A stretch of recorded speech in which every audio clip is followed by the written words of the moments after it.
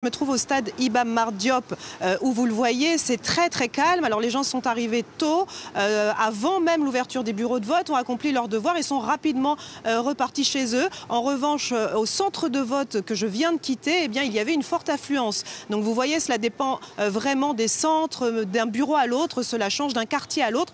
Il faudra attendre la mi-journée pour avoir un peu plus d'informations. Ce que je peux vous dire d'ores et déjà, c'est que cette participation, elle est l'un des grands enjeux de ce scrutin, et notamment la participation de la jeunesse qui constitue un pourcentage important de la population ici. D'ailleurs, pendant toute la campagne, les candidats ont multiplié les promesses à leur endroit et pour essayer évidemment de récolter un maximum de voix de ces jeunes qui se sont plus ou moins intéressés à la campagne d'ailleurs. En tout cas, on en a rencontré dans les bureaux de vote. Ils nous ont fait part de leurs attentes. Ils en ont beaucoup des attentes, ces jeunes. Ils veulent que les députés s'intéressent notamment au problème de l'emploi. Ça, c'est quelque chose qui revient systématiquement, quasiment. Également à la gestion des ressources naturelles.